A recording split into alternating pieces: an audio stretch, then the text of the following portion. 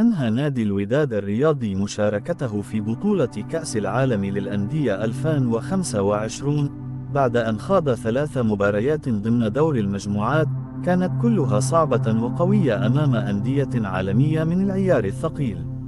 ورغم أن نتائج الفريق لم تكن في صالحه حيث تلقى 3 هزائم متتالية، إلا أن خروجه من المنافسة لم يكن خاليا من الفوائد، بل عاد الفريق بمكاسب مالية مهمة قد تشكل دعما كبيرا له في قادم المواسم.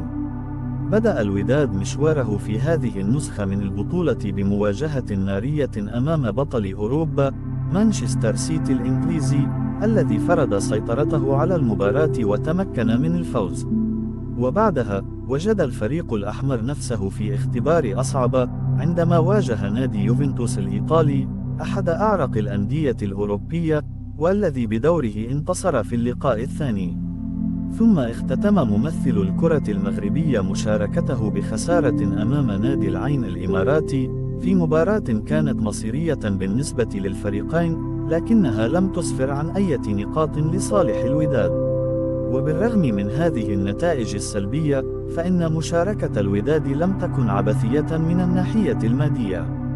فحسب نظام الجوائز الذي أقره الاتحاد الدولي لكرة القدم فيفا، ستحصل جميع الأندية المنتمية إلى قارة إفريقيا المشاركة في هذه النسخة على مكافأة مالية ثابتة تبلغ 9.55 مليون دولار، أي ما يعادل حوالي 9.5 مليار سنتيم مغربي.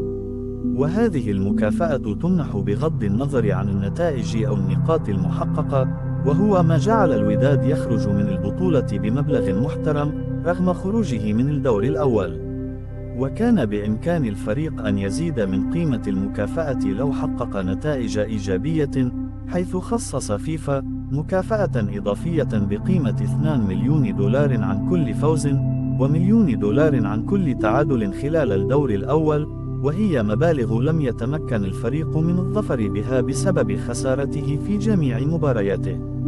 خروج الوداد من البطولة دون أي نقطة أثار العديد من التساؤلات بين جماهيره، التي كانت تأمل في ظهور مشرف أمام أندية كبيرة، خاصة أن الفريق مثل القارة الإفريقية والكرة المغربية في هذا الحدث العالمي الضخم. ورغم كل شيء، تبقى المشاركة بحد ذاتها مكسبا وتجربة ثمينة للفريق، سواء من الجانب الرياضي أو المالي. ويبقى السؤال الأهم: كيف سيوظف الوداد هذه المكافأة المالية الكبيرة؟ وهل سيتم استثمارها في تدعيم الفريق وتحسين مستواه مستقبلا؟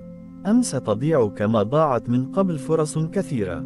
هذا ما ستكشفه الأيام القادمة.